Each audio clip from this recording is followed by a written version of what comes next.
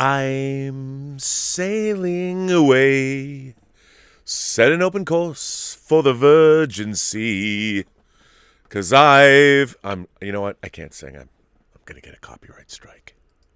Robservations with Meyer Burnett.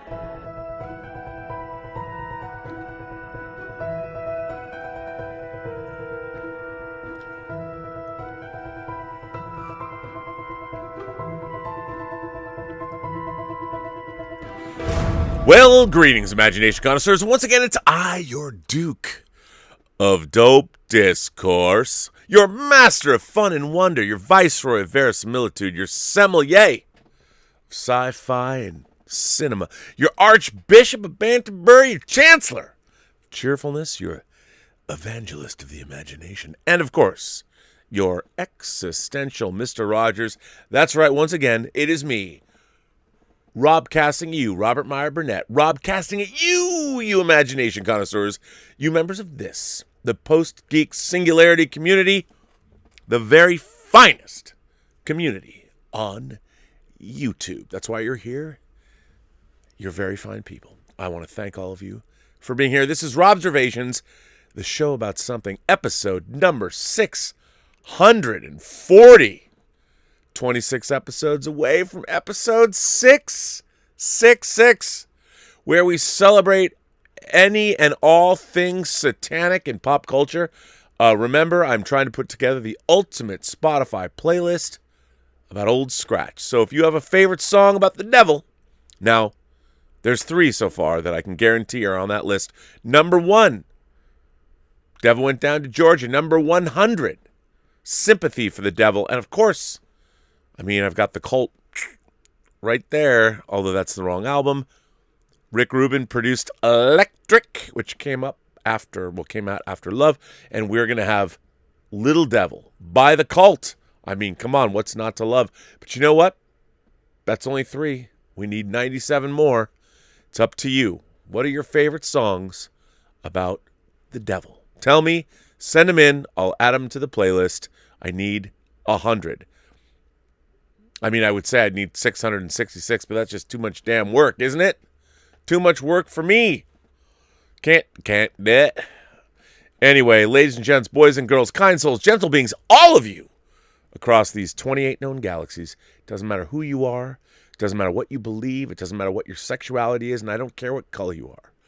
All I care about is that you're here. We are part of the same community, the same race. There is one race of us, the human race. And all are welcome here on Robservations, the show about something. Because it wouldn't be fun if we didn't have all of you. Why would I want to exclude anyone? That would be dumb. Anyway, we're not. You know what we're talking about today? I'll tell you. HBO Max. Let's face it, ladies and gentlemen, boys and girls, kind souls, gentle beings, however you identify across these 28 known galaxies, you cannot tell me you do not have an opinion about the Snyder Cut. You might hate Zack Snyder's work. You might love it. You might be waiting for Justice League. You might be indifferent. Doesn't matter. You've got an opinion.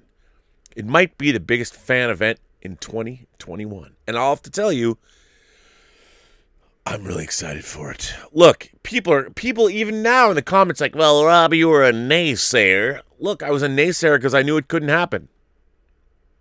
Until it could. Until HBO Max. Look, man, the economics, paying for it. Who was going to pay for it? No one was going to pay for it. Movie was done. It was out. There were contracts to be dealt with. HBO Max came in, and as I said on the show, if they came in, maybe they could make it happen. They did, and now we're here. We are 6 days away. God created the earth, and we're 6 days away from the Snyder Cut. Both are miracles. And I'm excited. I am excited. I told you, after I get off this show next Thursday, 23 positions in a one-night stand, I am going to watch Man of Steel and Batman v Superman, the Ultimate Edition.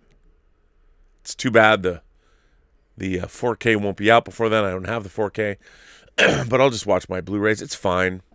I'll watch Man of Steel and Batman v Superman, Ultimate Edition, and then I'm going to time it, and then I'm going to roll right in to the Snyder Cut of Justice League. 4 hours. Oh my God. 4 hours of superheroics? I mean, come on.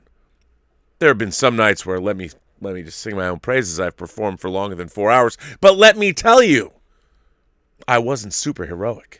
My God, 4 hours of superheroism in the inimitable Snyder style. I can't wait. You know what?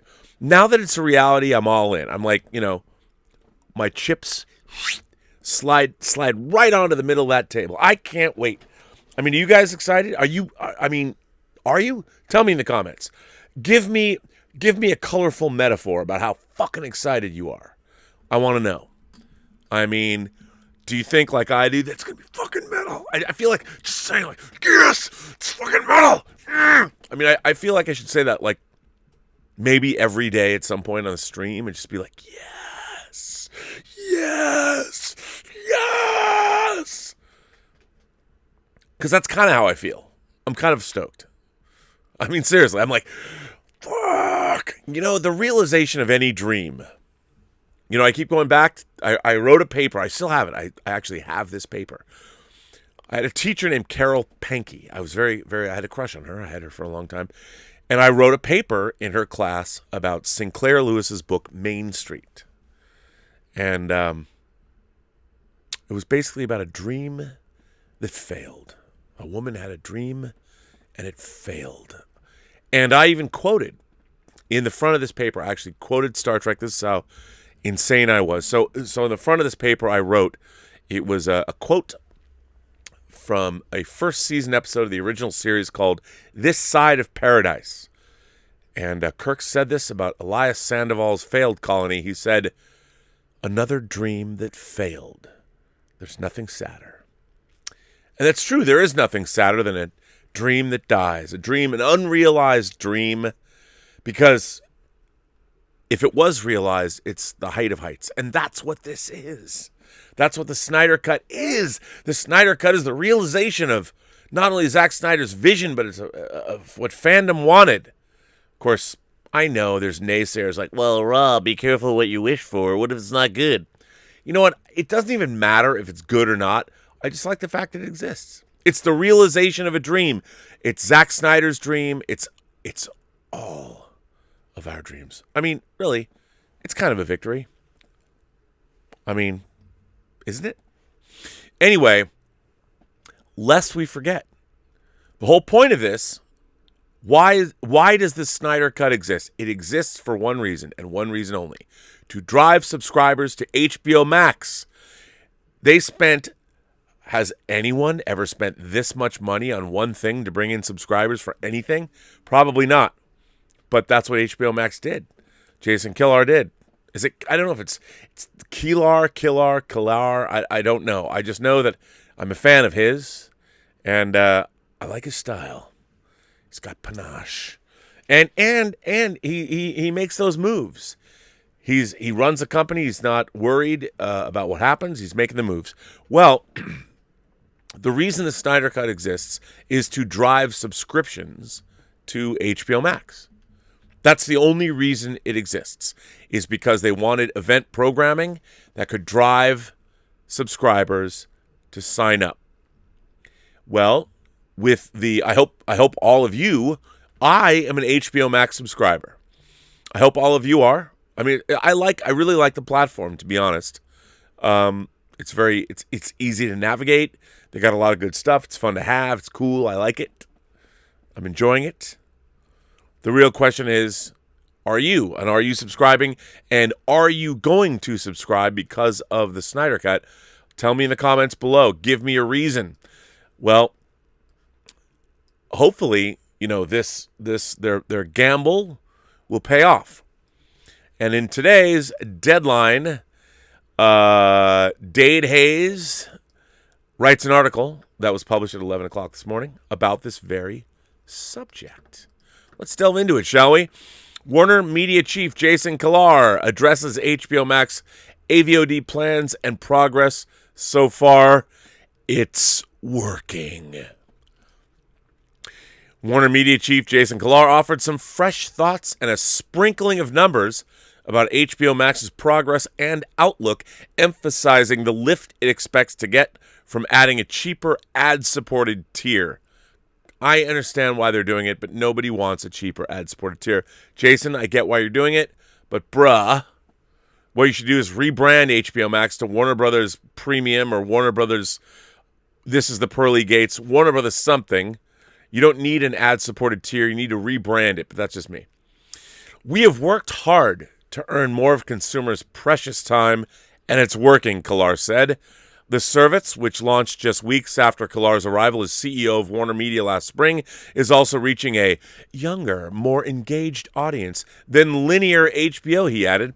Yeah, who is that younger, more engaged audience? Might it be Snyder Cut supporters? I think so. I think Jason Kilar can't come out and say, but we know the truth. We know. About 43% of HBO Max viewers under 35, compared with 15% on linear and daily view time on Max of 2.8 hours, compared with 1.5 hours. Well, let me tell you, brah, next Thursday and beyond, it's going to be 4 hours. Yo, why is it 4 hours? Because it's the Snyder Cut of Justice League. And hell, we're going to watch it once, twice, 3 times a league. And we love it. Wonder Woman, Superman, Batman's the Trinity, joined by Flash and Cyborg. Yes. Yes. Oh my God. I'm so excited. Darkseid, Steppenwolf, perhaps a little Granny Goodness in the Snyder Cut of Justice League. I don't know, I just felt like singing. I have a song in my heart about this. Anyway, the insights came during AT&T's Investor Day, which featured Kilar, AT&T CEO John Stankey, and other executives in a remote setting. Might it have been the Hall of Justice? Yeah. The event differed notably from the razzle-dazzle of the company's October 2019 Investor Day and other recent streaming events held by Disney and Viacom CBS, which included waves of programming news. During about an hour of pre-tape remarks and a live Q&A session with analysts that lasted a bit longer than that, the company also covered wireless strategy, capital allocation, and other topics. But HBO Max talk predominated. The exec said HBO Max has about $80 million in advertising commitments for the ad-supported tier, which will launch in June after the Snyder Cut lands. He said sports will not appear on HBO Max in 2021, a view contrasting with previous pronouncements by AT&T management. And by 2025, he expects the ratio of subscribers will be half in the U.S. and half elsewhere, a more international-heavy outlook than the expectations put forward in 2019. You know why? Because you didn't have the Snyder Cut then, and now you do. HBO Max, described in an on-screen graphic as a software-based entertainment, was a central part of the event. That's so weird, by the way. HBO Max described as a software-based entertainment. I mean, are they thinking that HBO Max is it in itself, the HBO Max app or whatever, it is technically software-based, but what a weird way to think of it. Was a central part of the event. Kilar said about $80 million in upfront advertising commitments have been made to the ad-supported tier of HBO Max. The economics of HBO Max's growth are compelling, Kilar said.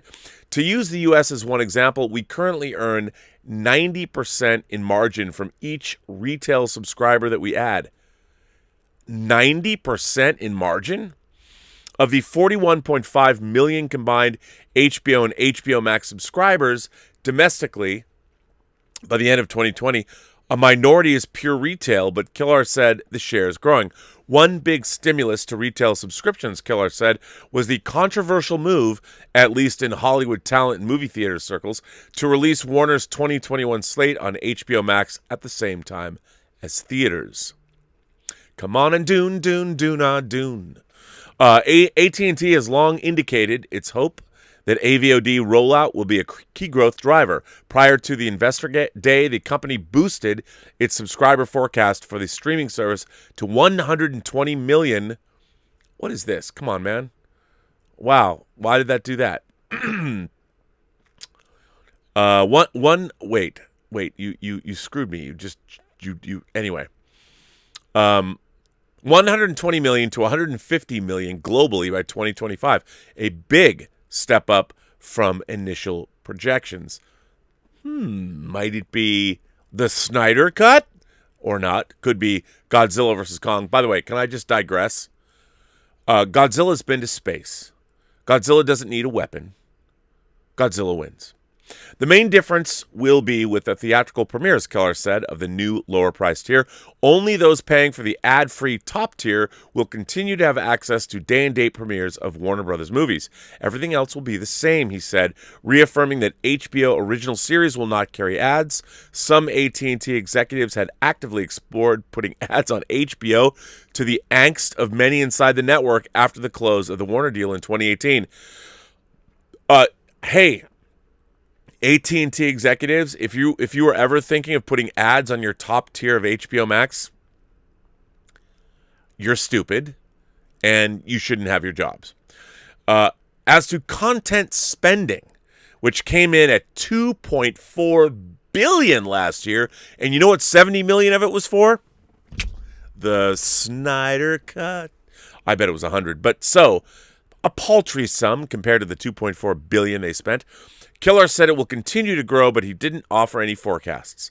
The company expects the streaming service to not only become one of the small handful of winning outlets in the coming years, but also to generate significant revenue. AT&T projects HBO revenue will hit $15 billion, up from $6.8 billion in 2020. You know why? Snyder Cut. Totally.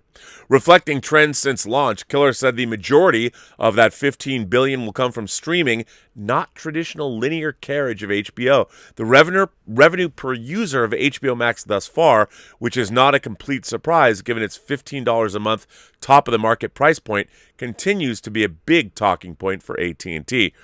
If you're going to proudly and confidently invest in content for decades to come, you have to have a very strong business model, and revenue is a very important part of that, Killar said. Well, call me crazy, but perhaps Zack Snyder's Justice League Part 2 might be something you'll consider investing in. Asked to break down the mix of subscribers by 2025 in terms of ad-free and AVOD, he said it's too soon to tell, citing his experience as a founding CEO of Hulu, which was purely ad-based when it launched in 2007. Killer said the revenue gap between HBO Max subscription tiers would be more than made up by ad dollars. He declined to say whether the lower tier would be priced above or below $10 a month. While Netflix and Hulu are in the double digits, Disney Plus, Peacock, Apple TV, Discovery, and Paramount Plus all have plans from free to $10 a month. Several new players in streaming are investing in ad-supported arenas. Free or low-cost AVOD services have been launched by NBC Universal and Discovery in recent months, and ads are a key component of Paramount Plus, the rebrand of CBS All Access. Nobody wants ads on your streaming service. If you're paying for streaming, no ads.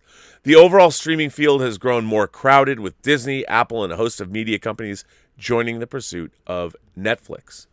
And this goes on and on and on. You know what? Now it gets a little industry heavy, and I'm just going to put the rest of this in the live chat. There is no Dark Side Hot Toy Bill Barkley, just so you know. But there might be. There should be. There you go. If you want to read it, go right ahead. But interesting. So the Snyder Cut is definitely generating subscriptions. We'll see if people stay. Like, if you sign up for HBO Max so you can feel it, feel the force flow on that day, Thursday and beyond, are you going to stick with HBO Max? I'd be curious to hear why or why not. We shall see. Very interesting. Very, very interesting. let's see what you have to say. You know how it says? David Kukol has something to say. David says, "Hello, Roberto." He didn't say that. He just said, "Hello, Robert." There's a timeless message you shared in a very early episode of your show, and I see how relevant it is on a daily basis. As such, it deserves some further discussion. I was listening to the early Robservations wherein you expressed irritation when people upload production details of a film on the IMDb before the film is even made. You said words to the effect of, "Don't talk about what you're going to do, just do it." This is relevant to Imagination Connoisseurs and to the wider world as well. I have met some very talented but very unhappy people in my life who talk a good game, who are in love with the idea of being creative and embarking on their own projects, but something is holding them back. Could be fear, could be insecurity, depression, maybe even laziness. It is not my place to judge them, and they certainly don't owe me anything. But I've noticed how angry and dissatisfied they are. In fact, the wife of one such individual confided she knows her husband would be happier if he just got off his ass and did one of the things he talks so much about. Well, Rob, without meaning to kiss your ass, I have to say you're an inspiration in this regard. You've directed a film, produced and edited others, created documentaries, and now you have 600 plus episodes of Robservations under your belt, not to mention your other shows and guest appearances. You have a substantial body of work that you can point to and say, "I did that." And the works are yours, even the collaborative projects. You didn't just talk the talk. Your channel also spreads a positive message, with a film festival that has galvanized members of the Post-Geek Singularity to create their own movies, which is soon going to be coming to an end. The short story competition is prompting people to pen their own works. All of this creativity and activity are very powerful and positive things. This is all very inspirational to me. My accomplishments are more modest than yours, but I draw pictures. I have a body of work I can point to and say, "I did that." There is a firstartamerica.com page. Ooh, why don't I put this in the live chat so you can all visit it? We can go together. Hang on. Here is Fine Art America. I guess you'd look up David Kukol with a K. I'm going to put it right here so it is in the chat. There you go. There's a firstartamerica.com page with samples of my work that anyone can go and see. It's no longer even that important to me if people like my work or not. Some do, some don't. But the vital part is that I don't just sit and eat potato chips all day. I put in an effort and do something that reflects who and what I am. I would like all Imagination Connoisseurs to hear that positive message. Do something. It doesn't matter if it's different to what Rob does or what I do or what your neighbor down the street does. The level on which it operates isn't that important either. Make a film, write a story, host a podcast, build a model of the Eiffel Tower out of tongue depressors, whatever. By the way, if you do that, please send in pictures. Even writing a letter to Robservations is an example of being constructive and expressing yourself. Hopefully, this did not come across as preachy. It's just that my wife's friend sees how unhappy her husband is. He has big ideas and makes no effort to back them up. Quite often, the hardest part of any project is starting it. Once you do, it takes on its own energy. That's what Goethe said. There may be setbacks and bad days, but you learn to push through them. Take breaks, but get back to the project. You'll be happy that you did, and I will be happy for you. Thanks for reading this, Rob, and for the continued inspiration to one and all. David Kukol. Well, first of all, David, what a very nice letter. That's thank you. I appreciate that. I mean, I've always been, even since I was a kid, my attitude to life has always been, well, let's go do that. I mean, it didn't matter. Like I've told this story before, but when I was a senior in high school, we had at Mercer Island High School, we had a building called the Mushroom. And if you look it up, MIHS Mushroom, it was made by constructed by some famous architect, and it was where the cafeteria was, but had this really long sloping roof. And so inside was where all the tables were, where you ate lunch. There was one entryway into the school proper where it led into the locker bay. But of this thing, there was kind of a roof that came down here, and then there was a smaller thing here. So you had a small wall here and then a big wall here. And our senior year, I was in charge, one of the people in charge, I think it was me and Kelly Godo, were in charge of the senior class mural. So the seniors would paint a mural on that small wall where you walked into the locker bay, and we were there painting it on the weekend. And we had all the great artists. One of our moderators, Greg Smith, was one of those artists. People like Stephanie Choi. There were really good artists in my senior class, and so it was Fantasia. Fantasia, like the movie, but it was whatever. It could be anything. Was part of our. It was the mural theme. That was the theme of the mural. So everybody kind of painted different things, and it was amazing. But when I got in there, I was like, everybody always painted the mural on the small wall where you walked into the edit bay, even though there was this other big wall that was on one side of the mushroom. And I walked in there and I'm like, well, no one told me that we had to paint the mural on the small wall. I'm like, let's paint the mural on the big wall. I mean, we already had, I was the worst artist of the bunch. If it wasn't for Greg Smith, I fucked up the unfinished Death Star. He came in and fixed it because he was a brilliant artist. So I was like, let's paint the mural on the big wall. And people are like, well, no one's ever done that. I mean, no one told us we could. I said, yeah, but no one told us we couldn't either. So we did. We painted this big mural. There was a Stay Puft Marshmallow Man. There was a dragon. There was Mickey Mouse. There was the unfinished Death Star. It was an awesome mural, painted big. And then I was the person in charge of painting the quote.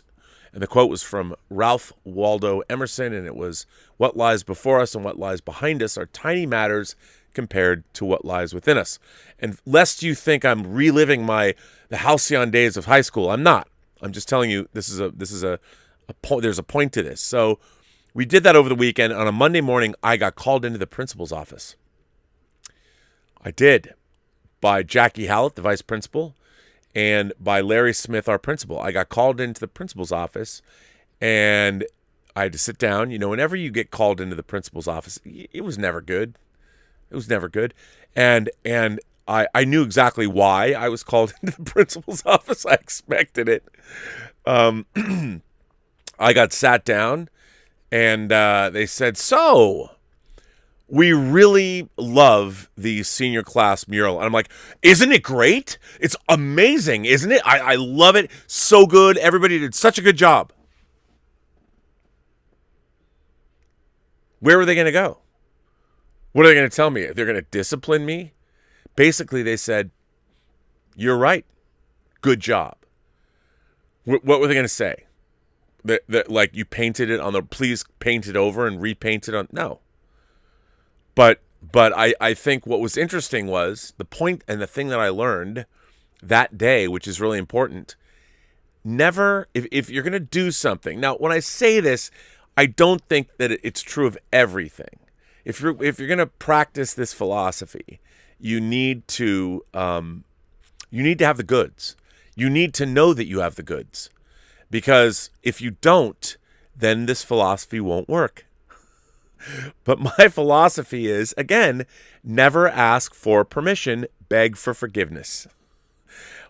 But that only works if you have the goods and you know what you've done. Like, we had the talent. We had the great artists. We knew that we were going to be able to make an awesome mural, and it was awesome. And the fact is, nobody said we couldn't do it, and nobody told us. It was just assumed, because everyone had done it, that we were going to do it that way, but we didn't. We painted it on the big wall. But I knew that it would be great. And I feel that way about most things when it comes to artistic endeavors. And you just got to do it. It's the old Nike, it's the meme with Shia LaBeouf. Do it! Just do it. Make it happen. There's so many people. Everybody talks and talks and talks and talks and talks. Well, I talk every day for 2 hours. Talk. At least I got something coming out. By the way, that would be Dota, Dragon's Blood, March 25th on Netflix. And if you're in the Sacramento area, please see a film I produced and edited called Tango Shalom. But here's the thing. I think that David is exactly right when he says there's a lot of people in life that are unhappy because they didn't do what they wanted to do. And here's, again, if I might offer a little bit of advice, it's my favorite Dear Abby column. You've heard me say it on the show before. My favorite Dear Abby column, there was a woman that wrote in. You know what? I should look it up on the internet and see if this has been archived somewhere. Dear Abby, woman who wanted to be a doctor. Let's see if it is. No, let's see. Woman, certainly woman goes back to school. Because I'd love to read this. To become a doctor.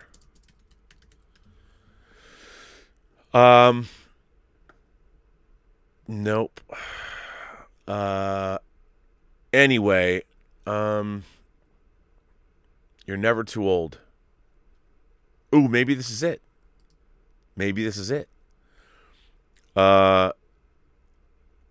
Well, now it sent me to the Sun Sentinel.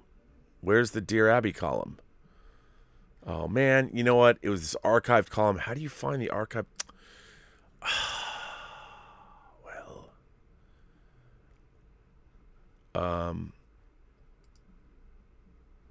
Well, anyway, you know what? I'm just going to paraphrase. I'm going to tell you how I remember it. Maybe this isn't exactly, but maybe the Mandela effect is... So, Dear Abby was, for those of you who are younger than me, was an advice columnist, and she was in newspapers syndicated across the country for a very long time, and I read her every day. I used to have a paper out when I was a kid. I read the paper.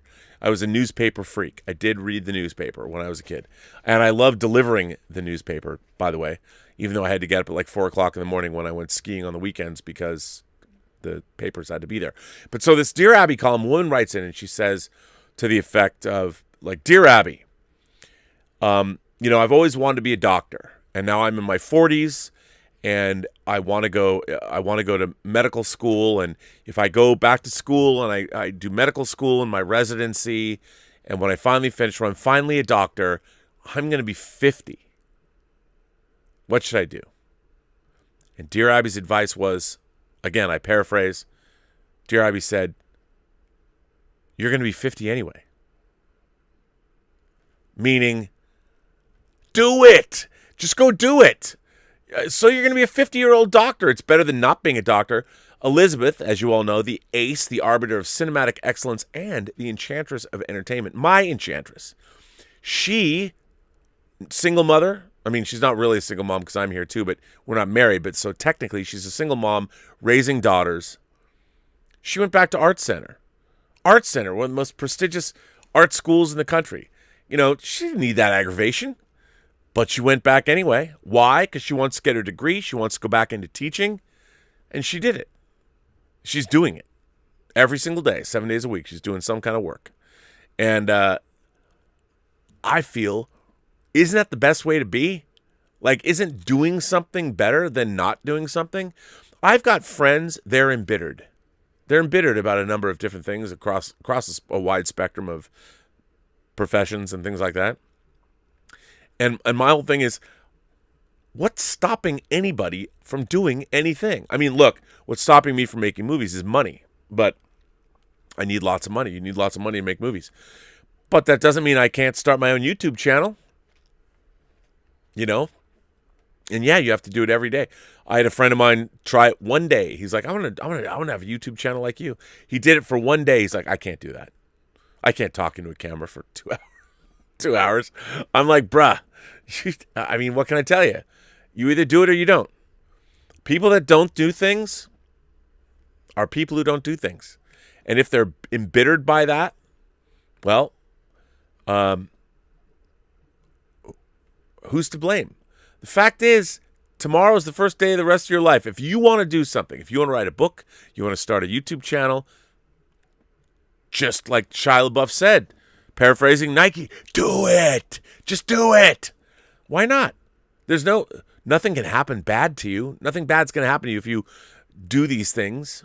I mean, unless you want to start espousing some kind of views that might be counterproductive to the rest of humanity. But other than that, you should just do it. Go out and make it happen. You'll feel better about yourself. And you know what? You can't lose. I mean, if you're doing something because you want to get rich or you want to get laid or whatever don't do it for that reason. Do it for its own sake. And the rewards they'll find you. So just do it. There's a reason why that's Nike's slogan. I mean, leave it to a multinational corporation, or maybe not a Portland corporation, but whatever. It holds true. Paul in Long Beach writes in, and Paul says, okay, Rob, you ask, I deliver. But before I get to my final review of The Stand, I must address my one and only statement about WandaVision.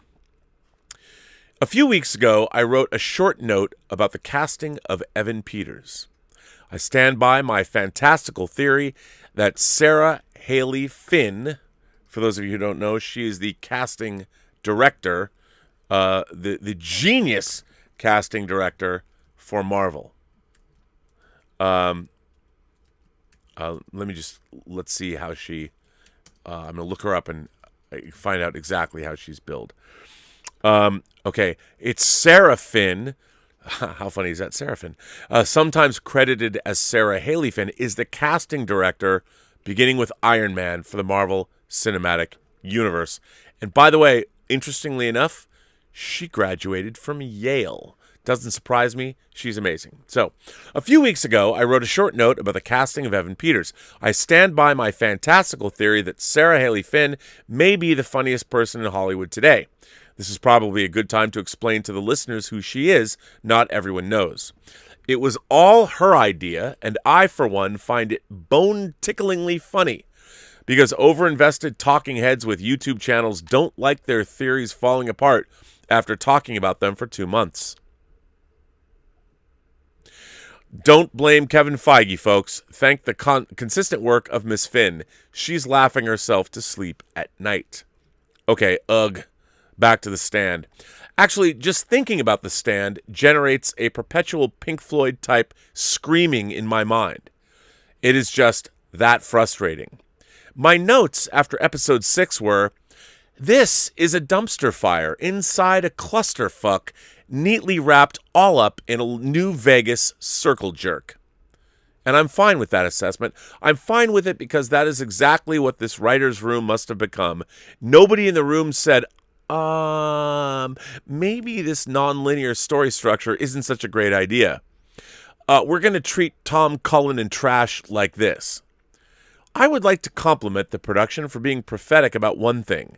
With the help of Stephen King, they were able to change the hand of God into Jewish space lasers.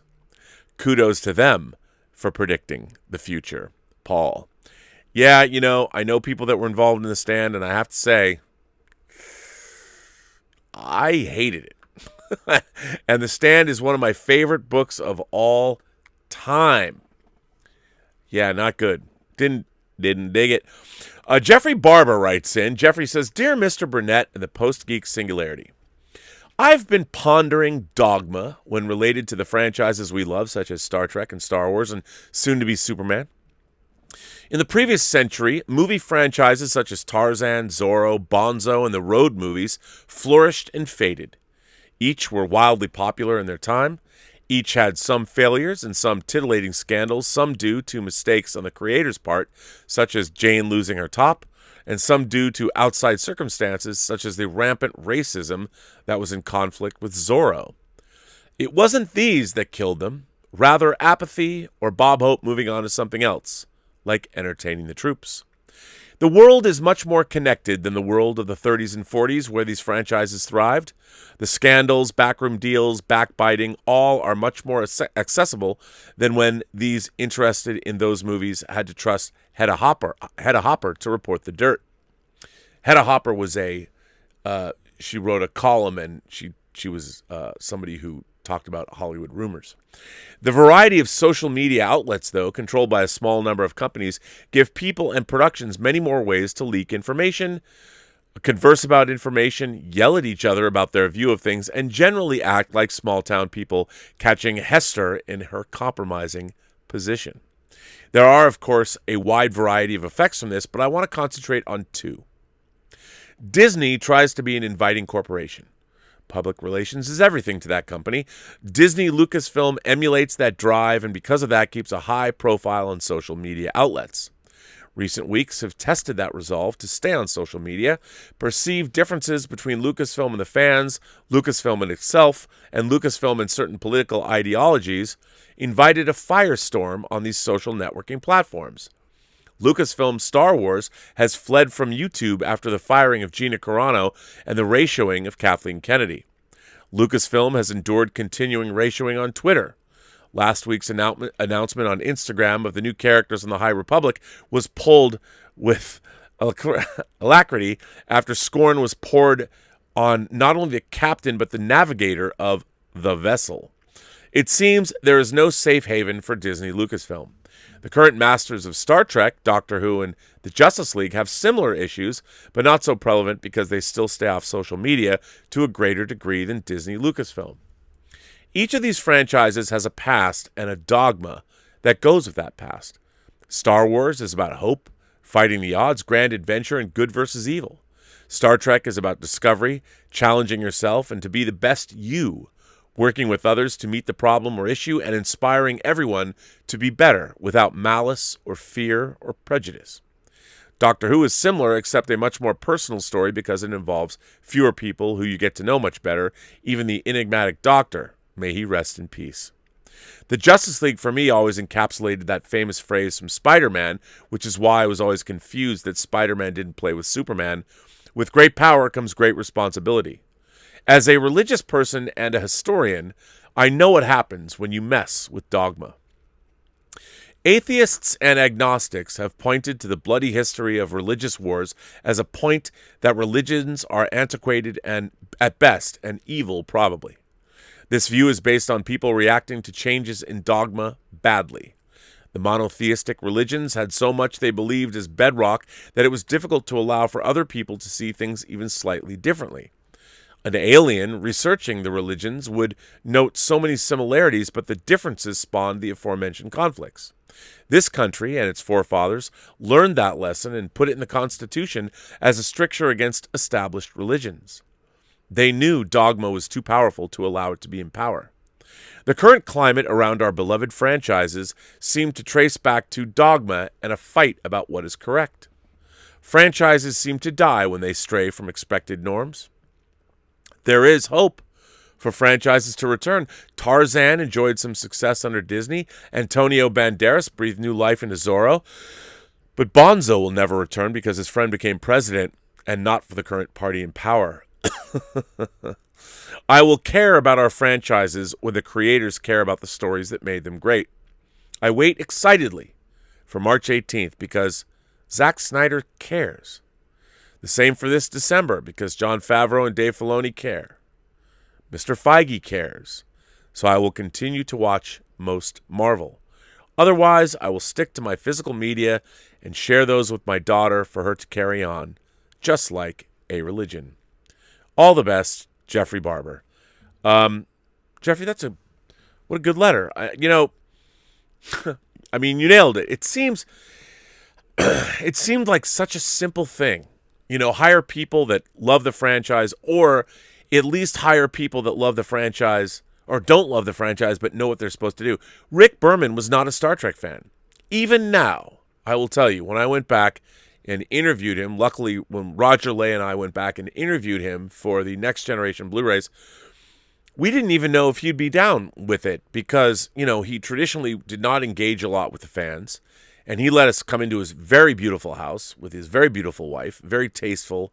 Rick Berman is a man who likes the finer things in life.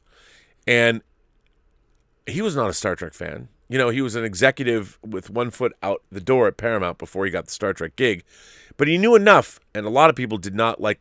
Any Star Trek fan was not a big fan of his during his tenure because he wasn't allowing fans to get what they wanted. He kept a certain level of, well, purity, I guess. He had a vision for Star Trek that went beyond the fan concerns, let's say that. But it was very interesting talking with him because in his mind, he believed in however he believed, but he believed in preserving what Gene Roddenberry tried to do. And so that's his entire philosophy behind making Next Generation, Deep Space Nine, Voyager, and Enterprise, and the movies, was to try and adhere to what Roddenberry's original intent was, which is very different from the modern stewards of Star Trek. The modern stewards of Star Trek are not interested in Gene Roddenberry, the creator. They're interested in making their own show, and rightfully so. But what they've done is, I think they've let down. You've seen it. You saw this in the Disney sequel trilogy, and you see it in modern Star Trek. Star Trek Picard is about as far away from a Star Trek show as you can possibly be. Sure, Patrick Stewart's in it, and he's playing Picard. It bears very little resemblance to the Next Generation. Very little. Because the characters and the characters actually making the show, they have no sense of, they don't care. They don't care about Next Gen. It's an old 7-season show that was from the 80s and 90s. They're interested in making their own show. They're using Star Trek, but they want to make their own show. I get that. I understand that. But I really think Star Trek Picard, even more than Discovery, was an affront to all things Star Trek. Episode by episode, starting with the amount of people that are straight up murdered. Terrible. And there was no interest at all in making that show anything remotely similar to the Next Gen. And I get it. I understand. But I think, you're right about our franchises. The franchises today, I think everybody wants to make them their own. But what we're ending up with is rather insidious. And it bums me out. I don't know. Well, let's delve in. Speaking of franchises, this next letter comes from Dean Mikitich, who says, "Hi, Rob and the Post-Geek Singularity. I love the Terminator franchise, mainly the first 2 films. The third's an okay film, but it would have been much better without campiness and Schwarzenegger acting more robotic than he did in the first 2 films. I'm also a fan of Terminator Salvation." I am too, actually. "As it took the franchise in a new direction and finally showed the days of the war with Skynet, which the fans had been asking for. Though I hate the twist of Marcus being some sort of Terminator-human hybrid, and his role does not really make much sense in the lore of the franchise, but after Salvation, the franchise went down into the toilet, and the people brought on to make Genesis and Dark Fate have just used the same tropes used in the first 2 films and pumped up the camp from the war with the machines and not done anything new to expand the franchise. Genesis and Dark Fate also create issues with the franchise that does not fit with the overall story. While in each movie, with the exception of Salvation, time travel does not play a major role of the film's story and is used as a plot device to get the story moving, but it does play a major part of the lore of the franchise. Now, I know time travel can be messy when thinking about it, but with the first 2 films, it is a very simple thing. A cyborg is sent back in time to change the events of the past for the future. Skynet does this so it can win the war, and the Resistance does it so their leader can be born and saved. Overall, the first 4 Terminator films, and even Genesis to some extent, the time travel is a predestined time paradox. One event can't happen without the other. In this regard, Skynet needs John Connor to live just as much as Connor needs the war with Skynet so he can live. What caused the paradox to happen does not really matter. It could be the universe itself that has fated humanity to battle AI. The way I see it, the time runs, it causes as normal. And a Terminator and Kyle turning up out of thin air in 1985, claiming to be from the future with having those memories. But in reality, the universe just brought them into existence.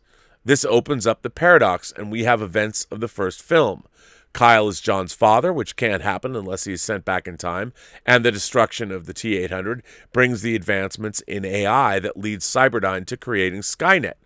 Again, something that can't happen without the Terminator being sent back. Fast forward to 2029, and Skynet is losing the war and sends a Terminator back to 1985, and the Resistance wins, learns what Skynet has done, and sends Kyle Reese back to stop the Terminator before closing the predestined time paradox, and events happen as they should. Those events were destined to happen. But that raises the question, how does the T-1000 get sent back for T2? We have to assume when the Resistance won, they had not completely destroyed Skynet and, in a far weakened state, sent the prototype T-1000 back to the 90s to kill John as a child. The Resistance finds out about this somehow and reprograms the T-800 and sends that back, and we get the events of T2. However, with Sarah, John, Miles, and Uncle Bob destroying Skynet before it can be created, they have changed the timeline. But at the same time, reopened the paradox as John needs Skynet to be created so that he can send Kyle back to be his father. So the universe corrects the issue, and it turns out the U.S. military was working in partnership with Cyberdyne and has backed up all of Dyson's work without his knowledge, and they could continue without him when he died, making the events of Terminator 3 and 4 happen, though the storyline of Marcus is still hard to explain. As for how Skynet was able to send a TX back in time, well, it could be explained that when the Resistance smashed Skynet, they did not completely kill it, and that lone location that sent the T-1000 back was also trying to rebuild itself, making the war last a little longer than Kyle believed. But then the TX could also be a less advanced Terminator than the T-1000. This is why Genesis and Dark Fate creates issues with the franchise. With Genesis, Kyle and Sarah are jumping through time and stopping events from happening that can lead to the paradox from closing or starting as they are meant to. Not to mention John Connor turning up as a human Terminator hybrid. With Dark Fate, it has the same issue. With killing John after the events of T2, he can't send Kyle back in time, and without the military creating Skynet. A T-800 can't go back to create Skynet. This would mean that John and Skynet would be erased from history, and Sarah would have no knowledge of the Terminators and would not toughen enough and become well-versed in military weapons and tactics, so she would not be involved in the Terminator Dark Fate story. If we're to get another Terminator story, it is more like Salvation. I hope it is more like Salvation and focus on the war with Skynet without any gimmicks like Marcus or time travel, except to send Kyle and the T-800 back so the paradox can be open and closed. Rob, what do you in the Post-Geek Singularity think? Peace and long life, Dean Mikitich. Well, Dean, a funny letter, interesting to think about.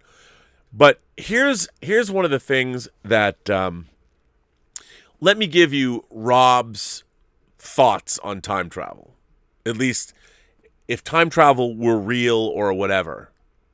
One of the things that's usually forgotten about time travel is that the traveler is moving forward into his own or her own future. So when you are a time traveler and you go back in time, for instance, going back in time it's your future. You're moving into the future. Your future. You're aging. You're moving forward. So there's a part of any time traveler, at least the way I see it, that is in going back in time, the very act of going back in time for you, the traveler, what you're doing is you're moving into your future. So you're really like, if time is immutable and you can't change it, and you travel through time, you go places, you're moving into your future. So how does that work? If you go back into the past, but you're aging, you're moving forward. So your act of going back into the past, it's not really the past that's already happened. You're going back to a place that is the past. So it's your future, even though the location is the past and you actually have moved back in. By you arriving in the past, if you weren't supposed to go there always, the very fact that you're there has changed the timeline. And I guess in my mind, it just depends how much you change will let you go back to your present. Or are you going back to a present that's as close to your present as can be? I mean, I think you're right. The question you're asking logistical questions because in each one of the Terminator movies, well, since everything's in the future, if they already sent one T-800 back in the original Terminator, why would they bother to send someone else, because wouldn't they have already known whether it worked or not? I mean, I guess they knew instantaneously as soon as Arnold Schwarzenegger, as soon as the T-800 left the present, Skynet's present, and the present stayed the same, they knew it didn't work. So instantaneously, they could have had, plan A, B, C, D, E, F. So it wouldn't take very long. They would just have, So there's no time. Maybe there was time passing in the future, but really there isn't. They would know as soon as somebody left their present to go into the past whether they succeeded. So, an interesting letter. I think you bring up a really, really good point. You could we should drink at a bar. Hopefully, I'll come to the UK. Maybe to see No Time to Die. Dean, you, me, Emma, anyone else. Bunyan Snipe. We can all hang out. We'll get we'll get crocked. We'll go to a club. We'll dance the night away. Can you do that? We'll get really sweaty, and then we'll go to a bar, a pub afterwards. I think, are there all-night bars in the UK? Anyway, we will. Maybe we'll just sleep somewhere and then get up and go to the bar the next day, and we will have this conversation because it is one. But I know what you mean. You're asking logic questions that the films themselves skirt around, and it's problematic. This one comes from Jared M. Snyder. Did Kurt Vonnegut, who wrote Slaughterhouse-5 and one of my favorite science fiction movies of all time, directed by George Roy Hill, did Kurt Vonnegut predict the impact of the social justice movement in 1961? We are all familiar with science fiction's ability to eerily predict the future, whether it's Jules Verne's version of Florida moon launches or Octavia Butler's presidential candidate whose motto was "Make America Great Again." Should we see the world described in Kurt Vonnegut's 1961 short story Harrison Bergeron as a portent of our future? Vonnegut, who lived from 1922 to 2007, was both a science fiction writer and a satirist in the tradition of Mark Twain. His most famous work, Slaughterhouse-5, blends very real World War II memories of the horrific firebombing of Dresden with a mundane present, aliens, and a far future. Harrison Bergeron, originally published in the magazine of Science Fiction and Fantasy, is a succinct example of his style. In 2081, a movement similar to today's social justice warriors achieved absolute victory with the passing of the 211th, 212th, and 213th Amendments. These promise Americans complete equality by outlawing anyone being smarter, better looking, or more capable than anyone else. The handicapper general, Diana Moon Glampers, administers and maintains equality by dispensing handicaps to citizens. Earphones disrupt the thoughts of smart people. Masks and sheaths cover beauty, and heavy weights burden those athletic or graceful.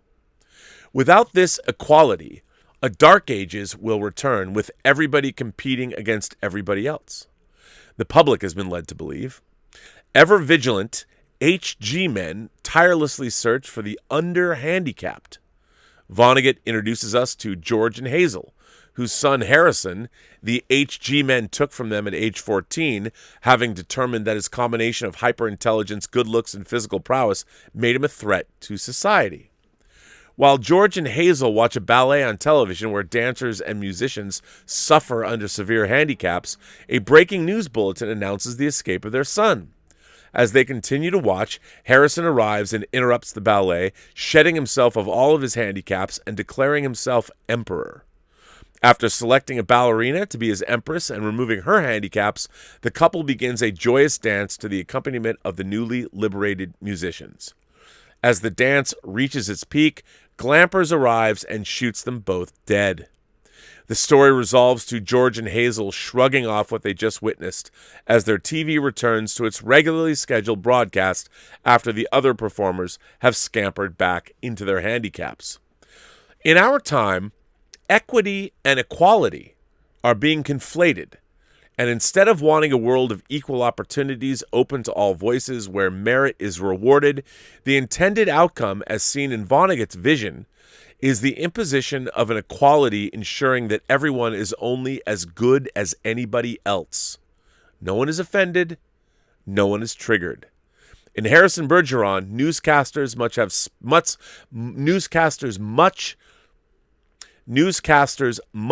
have speech impediments. The more graceful, the heavier the weights, the smarter, the more disruptive the sounds. Is canceling all that different from the judgments handed down by Vonnegut's handicapper general? Science fiction uses allegory to comment on the present and imagination to predict the future. So let's hope that Kurt Vonnegut Jr. provided us with a cautionary tale rather than a foretelling of our future. And he includes a link to the story of Harrison Bergeron, which I have actually read, and it is essential reading. There you go. I put it in the live chat, so you can find it. There are several film adaptations on YouTube. Live Long and Prosper, Jared Snyder. Project manager by day, music historian by night. Great letter. Really great pointing out Harrison Bergeron and Kurt Vonnegut's writing. I mean, Kurt Vonnegut is fantastic. You know, I grew up reading things like Cat's Cradle and Slaughterhouse-Five, and he is like you said, a satirist and also a keen observer of human nature. Here's the thing. We are not created equal. We're not. We all have different gifts. We're all different colors, shapes, sizes. Some people are muscular, some people aren't. We're not created equal. We're created different. However, where we are equal, where I think we should all be equal, and as I've said this before on the show, there's only each, on this entire planet, in the entire infinitude of the universe, there's only one of each of us. That's it. One. And you're unique in all the universe. So every person that's on this planet, every person, every shape, size, color, creed, sexuality, religion, whatever, every one of us is unique. And that makes us all, every single person, precious. There's only one of you. Whether you believe you're precious or not, you can at least understand that there's only one of you. In the infinitude of the cosmic void, there's only one of you, which makes you special, which makes everybody special. Well, I think the idea that we're trying to convey to people, it's been the life, liberty, and all of us, every single human being should be able to pursue life, liberty, and the pursuit of happiness. Unfettered. The problem is our civilization has not allowed a number of people to do that, to have their voices, to pursue their dreams, and we need to change that. We should be ever vigilant, and people should be allowed to pursue what it is they want to pursue. The problem is, it's equality of opportunity is something we should strive for, but everyone wants equality of outcome. Equality of outcome goes against everything that the natural order suggests, because the equality of outcome is based on, well, you and your unique individualness or individuality. I've constantly brought up on this channel that I would love to be LeBron James. I was not born with the skills, the talent, or the physicality of LeBron James, so I'm never going to be him. Now, does that mean the world is unfair, that I'm never going to be LeBron James? No. It just means I'm never going to be LeBron James, no matter how much I practice. And once you come to grips with that, it's okay. But the idea is then you have to figure out, well, I'm never going to be an NBA star. So what can I do knowing that? And that requires self-awareness and reflection and all that. Where am I going to be? What am I going to do? And I think we need to be realistic about what we are going to do and who we're going to be. I think that's really, really, really important. And I think, we live in this world. Ultimately, I see cancel culture somehow as sort of a misplaced or misguided way of homogenizing us, but we're never going to be homogenized, and people are who they are. We human beings are people that have no problem doing horrible things to other human beings. So this idea that we're trying to have this perfect society based on whatever is absurd.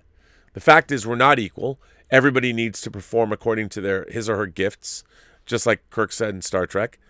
But I mean, we're not equal physically, like literally we're not equal. However, we can be given inalienable rights. The idea that every single human being gets to produce or go after life, liberty, and the pursuit of happiness. We can make a civilization and a society which eventually will allow every human being to achieve whatever their goals are and to live up to their potential, whatever that may be.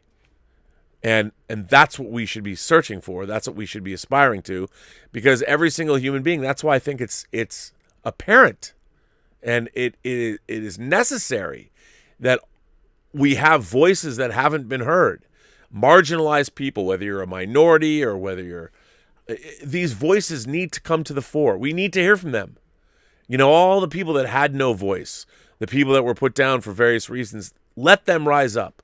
Let them bring us their voices and their experiences, because we're only going to learn from it, and we're only going to make our society better. We're never all going to be equal. That's ridiculous. That would be saying like people are all the same. Exactly the same. They're not. The whole point about people is they've all got individual gifts. Some people are better at some things than others, and that's what makes people great. We should celebrate that. I don't want everybody to be homogenized, but the idea is what we don't want to do is we don't want to limit people's abilities to pursue or develop whatever it is they want to develop, their innate talents. We want every single person on this planet, regardless of, again, shape, size, colors, creed, religion, sexual preference, whatever. We don't want to discriminate people or like that. That's terrible. And we also we might deprive ourselves. Can you imagine one day some Nobel Prize winner that's going to create the cure for cancer might be somebody that gets victimized by a hate crime? I mean, and we lose out. What we have to be doing is combating all of that. And I agree. I think what you were saying, I think Kurt Vonnegut knew this, and he knew it when he did write his work. And yeah, we have to start respecting our fellow man. I think most of human problems the two things that really hold us back is we're incredibly greedy. And so that keeps us fundamentally dishonest because we always want more. And the other thing is that we hate each other. Human beings, we got to get over it. You know, we can't hate each other. Every single person's unique. You know, racism's got to go. Sexism got to go. The sooner that we're going to, but we also have to remember that, you know, you want to get rid of sexism. Don't try and legislate, say, attraction out of it. You know, there's something to be said for a man and a woman who are engaging in mutual wanton lust for one another. Let's hope that never goes away. But we have to be smart about it. You know, watch. Somebody will take out from this show what I just said. They'll take the clip out where I said, we're not created equal. And they'll put that on the internet. They'll say, Rob Burnett should be canceled because he said not everybody is created equal. Watch, it'll happen. I guarantee it. Somebody will do that. And now you'll know. You'll know the truth that it was taken out of context. And the fact that we're not equal is the best thing about us. We're all different. We're all unique. There's only one of you. One. So why aren't we treating one another that we are the most precious commodity in the whole universe? That's what you need to start doing. And can you imagine and isn't that all we want, is to be respected? Can you imagine if we lived in a world where every human being looked at every other human being going, you're amazing. There's only one of you. And what is it you have that I don't? Like, let's celebrate those differences. Let's do that. The point is that we need a world where everybody is free to go after the opportunities or do those things that they want to do. And the hard lesson is you're going to learn that it doesn't matter how much you want something. Some people just aren't qualified or cut out to do those things, which is good. You learn that hopefully, and you find something else you want to do. That's a tough pill to swallow, but I mean, it's better than not knowing and being bitter your whole life, like our earlier letter writer was talking about. I mean, the whole point of our lives is that we're not equal. We're all different. Every single human being is different. Nobody is equal. They're all different. You're all different. Everyone's different. And isn't that great? However, what we need is that all human beings, every single person, regardless of their sexuality, their color, their education level, their economic level. What we want is a world where every single person can achieve, or at least strive to achieve, whatever it is they want. We don't want somebody getting in the way going, well, you're gay, so you can't do this, or you're black, so you can't do this, or you're a woman, so you can't do this, or, oh, you're a Christian, sorry. We don't want that. What we want is to celebrate everybody. We should all be celebrating one another. That's what I do. But unfortunately, what are you going to do? Omar94 writes a letter. Are you surprised? Omar says, hi, moderators and Post-Geek Singularity. This is something of a pet peeve I have with entertainment, but I don't really like when a story is set in the future time period, which has all these incredible things, but not actually have them when we get to that time period. I know it's a cartoon and the time is still far off, but the Jetsons takes place in 2062, but has all of these incredible devices like robot servants and flying cars. However, I'm pretty sure by 2062 we probably still won't have things like that. Mission to Mars, Brian De Palma's Mission to Mars, takes place in 2020, which tells the story of the first manned exploration of Mars, but we've passed 2020, and we still have not had anyone step foot on Mars. Westworld, the movie, takes place in 1983, but there were no amusement parks that advanced back then or even now. I've never even seen the TV show, so I'm not about that time period. Blade Runner takes place in 2019, but we've passed 2019 and we still don't have replicants, spinners, space colonies, and LA doesn't look anything like it does in the film with the sky-high buildings. Well, if you go down to like the Staples Center on a weekend night with all the billboards, it kind of looks like Blade Runner. Back to the Future 2 takes place in 2015, which we've passed, and there's still no hoverboards or anything like that. That said, Robert Zemeckis admitted he did not enjoy making the 2015 stuff as he disliked predicting the future. There are other examples, but those were just some I thought of. As I said earlier, it's just a pet peeve I have, but I don't really like it when futuristic stories have these incredible things but not actually happen when we reach that time period. Thanks and live long and prosper. Bruh! Does that mean you're not a 2001 fan? I know, but I hear you. I feel that way too. I don't think it's that you don't like it. I think it's disappointing that we don't live in an era where we have all those things that we see, those wonderful toys that we see in the future. I want to live in that world. Don't you? We want all that stuff. So, yeah, it's a bummer that we don't. It doesn't bother me, but I always I do feel a sense of disappointment if we don't have those things. I mean, how can you not? How can you not feel a sense of disappointment? Let's see what you guys are saying, because I know you guys are saying a lot here. Let's go back and see. What are you saying here? I don't know. Wow, there's a lot of people that have been saying things.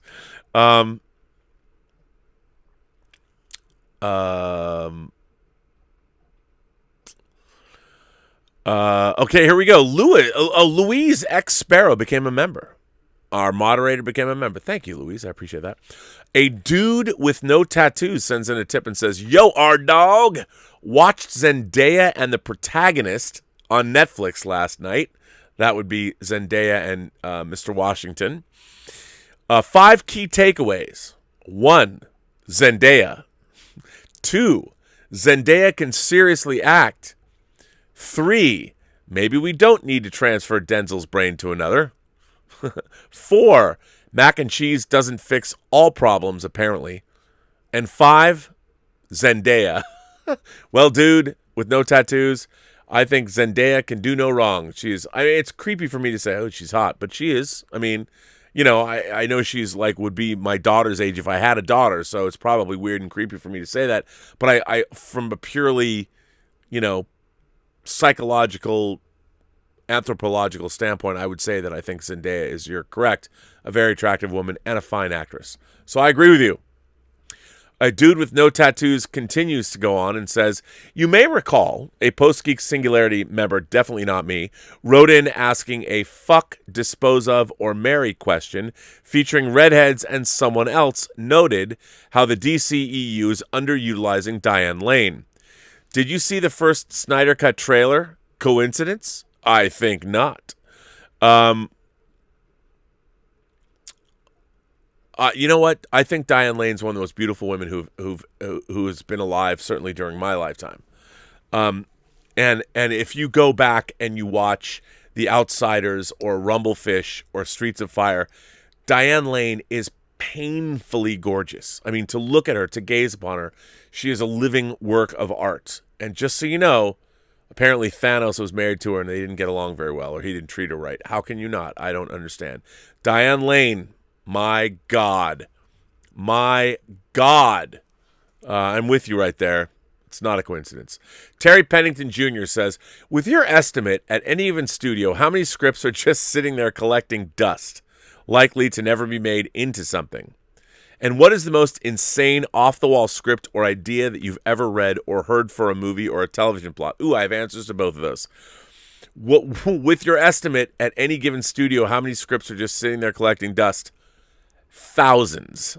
Literally thousands. Thousands.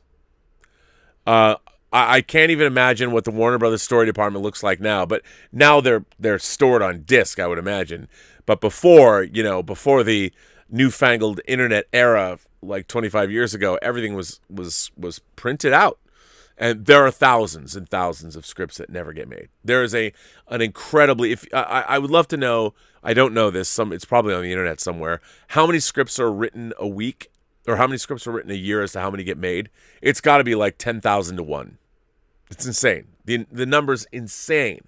I'll tell you the very worst script I ever read.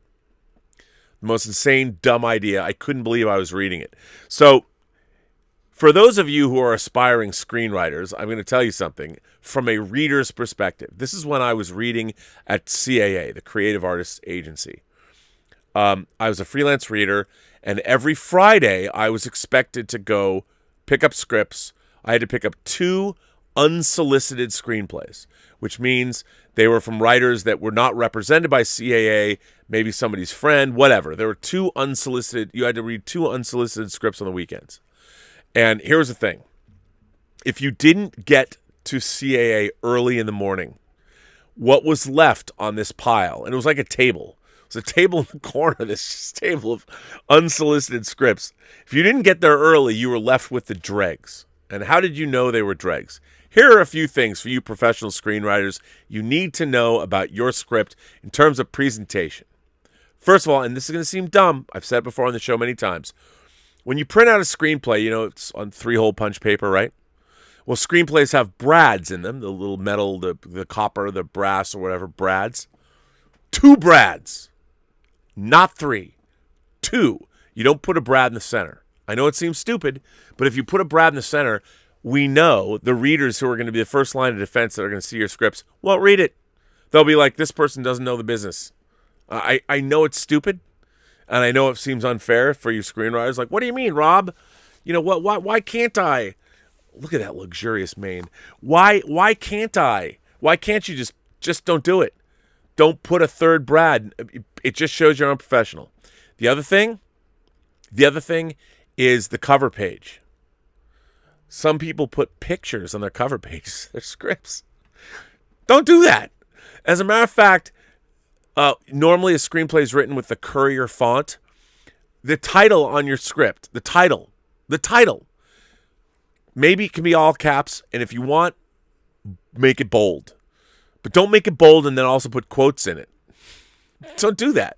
It's 12-point Courier. That's it. It had the title by so-and-so based on the book. Maybe. That's it. That's all that should be on your title page, and either your manager or agent's address or maybe yours. If it's unsolicited, you don't have an agent. That's it. That's all. If there's a picture on your title page, if there's 3 brads, or if it's anything other than 12-point Courier, you have betrayed yourself as an amateur. One day I went to CAA and I got there like late for whatever reason. I got there at like 1. Terrible. So all you're left with for this unsolicited script is a pile, because everyone's already been there. It's like you're looking at a crop that's been decimated by locusts. It was terrible. And I think I was there, and there's maybe like 3 scripts on the table, and one of them had 3 brads. It had a picture that was drawn on the cover, and the title was very big. 3 strikes. And this script was called, say it with me now, you've heard me tell the story before, The First Jewish Evangelist. This was the worst script I've ever read professionally. I got paid to read it, by the way. I got paid. I had to write a synopsis and cover it, so I got paid to read it. Gist is, the wall between heaven and hell is collapsing. And heaven, which is full of Christians, needs a Jew to raise some money to fix the wall between heaven and hell. I kid you not. That was this script. Worst script I ever read. It had a giant picture of, presumably it was like Jesus on the cover. And it was not 12-Point Courier, and there were 3 Brads in it. 3 strikes. It was so god-awful, but I'm talking about it now. This was 25 years ago, and I'm still talking about it. I can still tell you that The First Jewish Evangelist was the worst screenplay I ever read. So, maybe it was kind of genius. I guess. But it was fucking bad. It was terrible. So, Terry, thanks for the question. Raymond Verrata sends in a tip and says, glad you found Kiersey Clemons adorbs as Iris West. She came out with Nick Offerman in the father-daughter band film Hearts Beat Loud. She sings, too. That film, you know what? I saw the trailer for that movie. I thought it looked great. I think that Kiersey Clemons is... I mean, I called her totes adorbs as Iris West because of how she's dressed. I think she's absolutely beautiful. I really haven't seen her in anything, but I can't wait to see her as Iris West. But you know what? Hearts Beat Loud is one of those movies that if it was on cable, I'm like, oh yeah, I'll watch that. And you'd watch it at 1 a.m. I would watch that. The Forever Fart sends in a tip and says, curious, does Star Trek ever leave the Milky Way galaxy? Do you know what the furthest any crew has gotten from Earth? Well, the Forever Fart, there is an episode called By Any Other Name in the 2nd season of the original series where the Enterprise does leave our galaxy and goes into intergalactic space on its way to the Andromeda galaxy because the Kelvins have taken over the ship.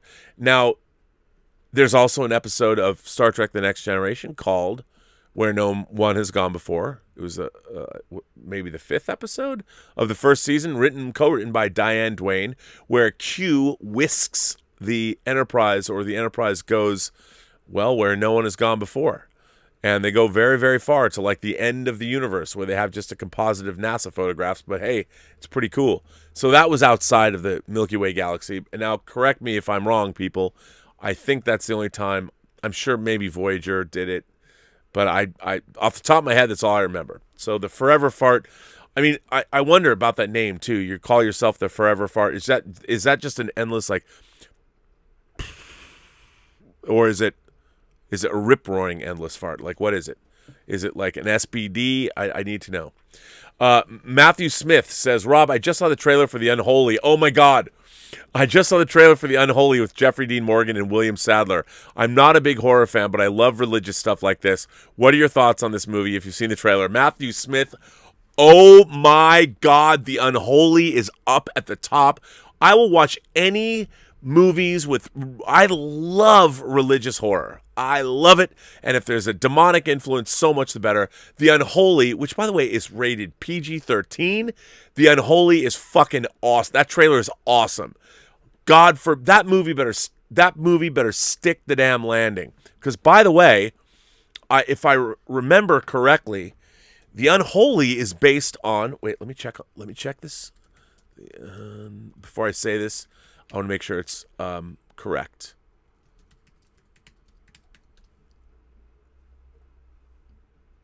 Yes, The Unholy is in fact based... Okay, when I was a kid, I read a lot of horror novels. And one of my favorite horror novelists was James Herbert. And his early work, like The Rats and The Survivor and The Fog, no relation to John Carpenter's movie, and The Dark. What I loved about his his books is that his books were wholly inappropriate for me to read. The first time I encountered James Herbert, I was reading The Rats at the Flying Horseshoe Ranch in Cle Elum, Washington. There is a Grand Dude Ranch down in Teanaway Valley where deer and elk are playing right near my front door. Oh, how I wish I was there again, back in Teanaway Valley, where my lonely heart will trouble me no more. Anyway, so I read The Rats, and The Rats had awesome violence, and it had great sex. Like Graham Masterton and James Herbert were, like Stephen King's books were chaste, but James Herbert and Graham Masterton, two Brits, delivered the raunchy sex my 11 and 12-year-old addled brain wanted, and the great graphic violence. So The Unholy is based, and this is kind of interesting, it's based on the novel Shrine by James Herbert. And Shrine was a big, thick James Herbert novel. And apparently, and I can't speak to this, but as James grew older, he became kindler and gentler, and the awesome deviant sex and violence were sort of taken out of his novels. Graham Masterton, writer of The Manitou, continued to deliver, but James Herbert became kindler and gentler as he went along. But Shrine was the first book that I read, even though it was epic for him, it was sprawling. I was kind of like bummed out. But The Unholy is an adaptation of Shrine. And it looks fucking awesome. That trailer, I showed it to Elizabeth this morning. You got to watch this. Shrine is right up my alley. It looks like awesome religious horror. I'm stoked, even though it's PG-13. I mean, bring that shit on, son. How many people will see this? Millions. Fuck yeah. I can't wait. Jeffrey Dean Morgan, yes. It looks so good. I can't wait to see The Unholy. Bring it on. And, of course, Bill Sadler. And you'll know. I mean, I hung out with Bill Sadler in Bulgaria. We're in the same hotel together because he stars in The Hills Run Red as Wilson Wyler Kincannon. By the way, have you ever heard of The Hills Run Red? I'm just kidding. If you haven't, you can get it on Blu-ray from Scream Factory. I produced it. Matthew Smith says, also, Rob, my apologies to your wallet now that I've made you aware of Mel and his Star Wars miniatures. Yeah, that was not cool. By the way, he has an Eclipse model so big it has to be printed in sections. I should probably stop talking before Elizabeth sends someone to shut me up. I didn't know that he has an Eclipse model that's so big. I would love to get that. That shit be dope. Klingon's wrinkled penis. Shouldn't that be Klingon's two wrinkled peni? Anyway, Klingon's wrinkled penis sends in a tip and says, with films like The Martian, most of Nolan's movies, etc., I feel that Hollywood's proven big-budget sci-fi doesn't need action to attract audiences. Why must Star Trek be an action franchise? Can't it be good, big-budget, modern sci-fi with no action? Well, you'd have to have people that were smart enough to know how to write that kind of thing, and anyone who's been involved with the Star Trek franchise since 2009 does not. It's not that they're not lovely people, they just don't know how to write science fiction. Star Trek since 2009 has been the very worst kind of science fiction. Terrible. And it's bad. And I don't understand why. Probably because none of them have read science fiction, so they don't really know what science fiction is. Which is a bummer. But you're right. Look at Star Trek 4. There's a great science fiction movie with no antagonist. Not really. The antagonist is basically the inciting incident, but still. Preston Bell sends in a super chat and says, Happy Friday, Rob. I'm sure you've been asked this, but is there any chance Snyder can come back to Warner Brothers to direct anything, even if it's not in the DC universe? Is it just that there's bad blood from the DCEU not going as planned? Or is it just Snyder wanted to move on to doing movies for Netflix? Thanks and have a terrific weekend. Look, in my mind, I don't know this for a fact, and Zack Snyder's not going to come out and say it. He got fucked. He got fucked by a studio regime that was selfish. They cut him loose as a filmmaker, as a collaborator, as somebody who had already delivered many movies for them. They cut him loose. Cowardice, and it's terrible what they did to him. That said, those people, most of them are gone. And I think, look, filmmakers are going to go anywhere. They don't care. If you're going to pay them and let them make their movies, they'll go anywhere. They have no fealty to the studio. But, you know, it's always better to work for a studio that likes you than a studio that takes you for granted or doesn't like you. And I think Zack Snyder learned that. I think Zack Snyder is in no hurry to go back to Warner Brothers. I think getting to do the Snyder Cut, finishing that cut, I think that's probably his last hurrah because Netflix loves that guy. You know, they get a movie, an animated series, a prequel series. I mean, where wouldn't you rather be in a relationship with somebody that loves you than somebody that won't or doesn't? You know, I mean, they're not even, Zack Snyder's not even being paid to work on the Snyder Cut. So he could probably, I mean, sure, look, here's the thing. As John Campy is fond of saying, winning changes everything. If you win, it doesn't matter. You're good. But if you don't, then you get cast out. So Willow says, it's pretty cool that we have a show about a woman raising children with an android. If we do develop sentient AI like Vision or Data, do you think that'll end up being another big civil rights movement? Well, we saw I think, look, if you have sentient AI, self-aware thinking AI, there's gonna be a big outcry. And again, Star Trek Picard completely ruined what could have been a really interesting examination. I mean, it should have been a continuation of The Measure of a Man, but it wasn't. The episode, The Measure of a Man. But I think absolutely, I think there is going to be a civil rights movement if you have that happen, and rightfully so. I mean, again, it's all in that episode, The Measure of a Man. I think they absolutely would.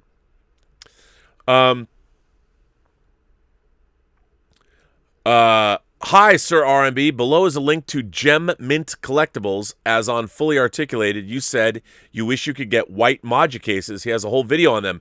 Those, first of all, for those of you who don't know, I don't know his real name, but Gem Mint is a guy who collects omnibuses and statues. I love him. I watch all of his videos. I watch his omnibus reviews. He even dropped a funny video. He does these. Even Elizabeth likes him. He and his wife make these sketch videos. I'm telling you, the one he dropped this, I think it was yesterday, about his wife going, is that another statue? He's always trying to sneak shit in the door. Totally realistic. Yeah, and he did. There's a guy making those cases, very, very expensive, very beautiful cases. You know what? I will drop this in the link. And I looked into that. Those cases are not even available yet. I mean, it was a crowdfunding thing. They're beautiful. They're not Maja cases, but they're pretty dope. And I love those cases, but they're hideously expensive. They're almost too expensive, but really good. But I highly recommend Gem Mint Collectibles. I really like what he does. He's a genuine, true fan, and he has a passion for that I enjoy. I feed off of. So highly recommend. If you're interested in omnibuses, comic omnibuses, or you're interested in statues, he is your man. And the videos he does with his wife are pretty funny. Stubble McShave says, a suggestion for your playlist, Crossroads by Cream from the live album Wheels of Fire, Robert Johnson's blues song about the place he sold his soul to the devil for his musical talents. Oh, that's a great idea. That is definitely there. Crossroads is perfect. That's a great song. It's a great song. Great idea. 200 Watt Studio sends in a super chat and says, looking forward to the Snyder Cut. Shared Legend of the Galactic Heroes last night. Oh, started Legends of the Galactic Heroes last night. Can we call Nikki Griffin again? I guess we could. Let's see. I wonder if she'll pick up. I don't know. I don't know if she'll pick up. Let's see. I'll call her again. She'll think I'm out of my mind, but why not? Your call has been forwarded to an automatic voice message system. Well, her phone's off. She probably heard this show. No.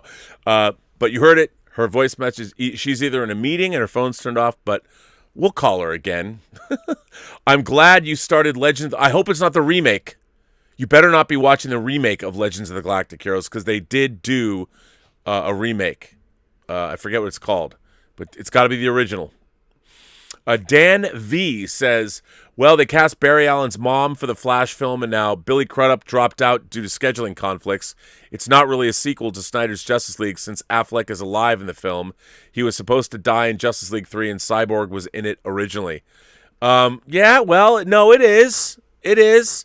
If it wasn't filmed, it doesn't count. It doesn't count. It's not canonical. How can Billy Crudup drop out of the film? That's a bummer. It's still a sequel, but we got to see it. Got to see it. Stub McShave comes back and says, do you think HBO should have held their nose, bitten into the sour apple, and bent over and lubed up if they paid the extra dough to be able to have a water cooler show for 4 weeks? It might have been worth it. Look, I think HBO, look, the amount of time, the amount of ink, the amount of press that the Snyder Cut is getting, I think whether it was 4 weeks or not, I think the way they're doing it is better. They made it an event. And I think they're getting, look at what we're doing now. We're talking about it. We've been talking about it incessantly. People are talking about the Snyder Cut. They couldn't get better marketing. No one's paying me to talk about it other than you guys. But Warner Brothers certainly isn't. So they've done something well. Buttheads from Talos 4. You know what? We like I said, you probably know because you heard me say it. The Talosians, we always called them, when we were kids, they were the Buttheads. Like, I love the episode with the Buttheads. That was the Menagerie 1 and 2. Which Star Trek crew do you prefer? The original series or the Next Generation? In what ways do you think the original series is better? The same with Next Generation. My Trekkie friends always seem to like one over the other. There doesn't appear to be a general consensus for who's better. You know what? I of course prefer the original series because I grew up with it. The Next Gen, the original series, they seem to be having a little bit more fun. A little bit more adventure. They seem to be more out on the edge of the cosmos, whereas the Next Gen Enterprise was kind of, we're exploring, but we're also at the beck and call of Starfleet, doing lots of different kinds of missions and things like that. Although the Enterprise in the original series had its ambassadors, but I would much rather be on the original series. If no other reason, then it just seems like there was more going on. But I like the characters more. The characters, like, I think they're having more fun, even Spock. I think the Next Generation seems a little too buttoned up for me. Whereas in the original series, it's like, we're on this planet where the Rome never fell, and so I get thrown a Drusilla the slave by the Pro-Council. All right, I do think that the original series seems to be it's more my style, whereas Next Generation seems a little buttoned up. But I like Next Generation, I do, but I love the original series. And by the way, the original series to me is Star Trek. So Jerry Mananin's here, says, I just wanted to send this in memory of Cliff Simon, who passed away a few days ago. He did pass away. He was amazing as Baal, and Stargate was an awesome series. Well, Jer, I read that he did pass away. Because I haven't got there in Stargate, I don't know his work in Stargate, but he did pass away, and fairly young, I think, too. So yes. Sheriff Carl says, today is Captain Steve Harris's, the bassist and founder main songwriter of Iron Maiden's 65th birthday. Let's all pour one and put on our favorite Maiden record. After your show, of course. Harris is an international treasure of pure fucking metal. Yeah, well, I'll drink to him. Here's Captain Steve Harris, the bassist of Iron Maiden. Here's to Eddie.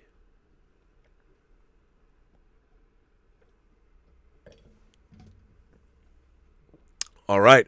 Robert Conrad is here. I love that Robert Conrad is actually named after Robert Conrad. Robert Conrad says, hi, Rob. I'm so excited for the Snyder Cut. Yes. And I'll have an edible in one hand and a beer in the other. I'll have a pitched tent in my pants out of excitement. So fucking metal. Yes. I'm so there for this. It's just going to be... I can't wait. It's so metal. So metal! Yeah! Chair comes back. Oh, he already said that. Preston Bell sends in a super chat and says, happy Friday, Rob. Oh, wait, you already... this is weird. These things are getting duplicated. Why are they getting duplicated? I don't know why they're getting duplicated. Preston Bell says, is it just that there's bad blood from the DCEU not going as planned? Or, wait, you asked me that before, and I already answered that. Sheriff Carl says, Merciful Fate, Satan's Fall, Slayer, Hell Awaits, Wasp, Sleeping in the Fire, Man-O-War, Bridge of Death, Venom in League with Satan, and Welcome to Hell, Rocky Erickson, Stand for the Fire Demon, and Don't Shake Me, Lucifer, Striper, To Hell with the Devil, Danzig, Incantation. Ooh, that's a great list. That's a great list. Stubborn McShave says, do you think that you would have started a YouTube channel if you hadn't guested on other channels first, on John Campea or Heroes, etc.? That's a good question. Probably not. You know, I was on, for those of you who don't know, I was on Collider Heroes for 3.5 years with John Schnepp, and then he passed away, and then I never went back. Probably not, because I don't know, or maybe. I mean, I might have found my way to the YouTube pundit space eventually, but it was because I was on YouTube I was on for 4 years regularly before I started this channel in Christmas holiday season of 2018, and I had been on YouTube since April of 2015. So I'd been on YouTube for a long time.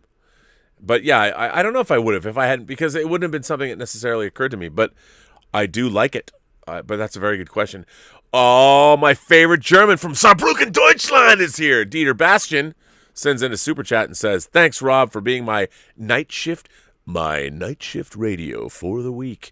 Well, Dieter, I'm glad. By the way, guess what I got in the mail? I think Throg sent it to me. I did get a steel book of Dredd. It's inside.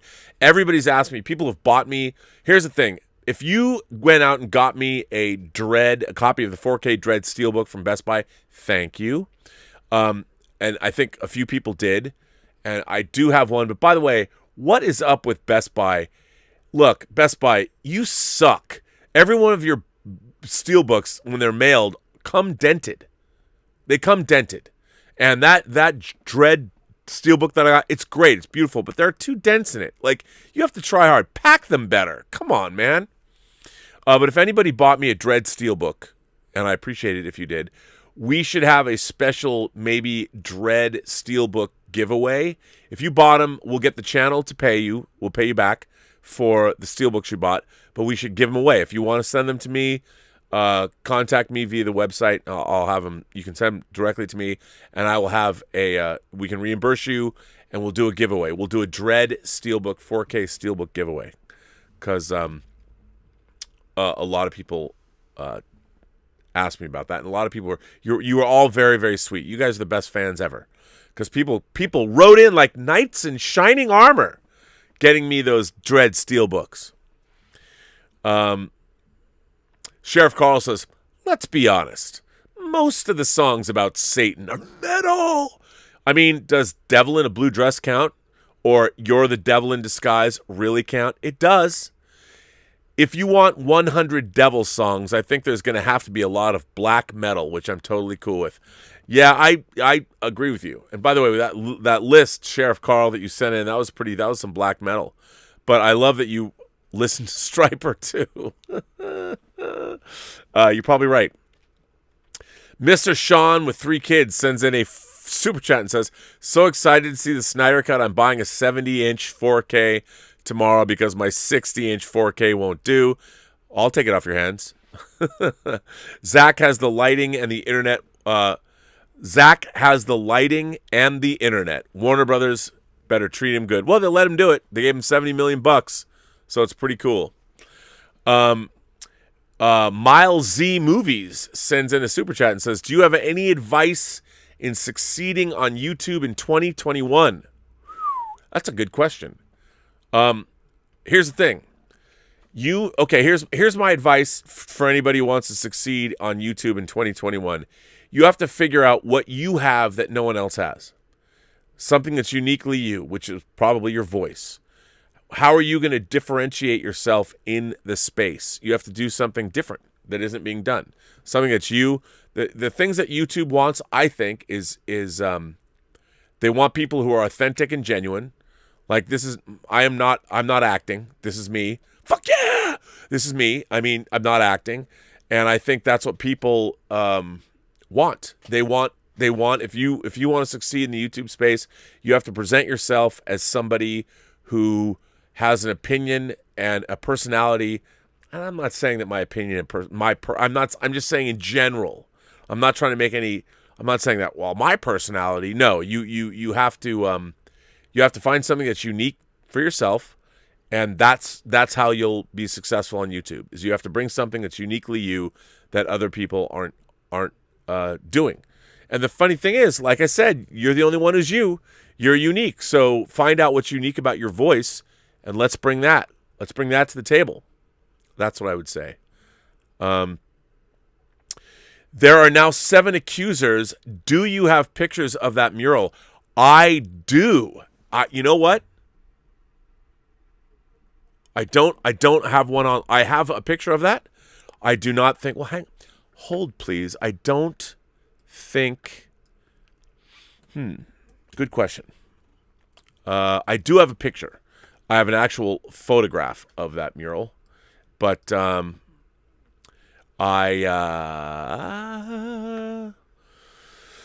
have to look. Let me look. Let me see. God, if I do, it would be buried deep down. That's from Diabolic. Deep down. Let me see. I'm looking.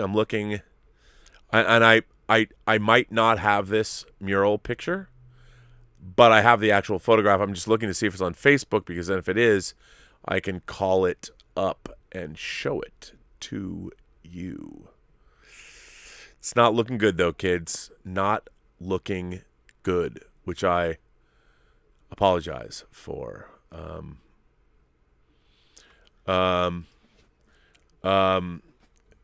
Well, you know what? I just found a picture of me and Nikki Griffin at San Diego Comic-Con. How about that? Can I show you that?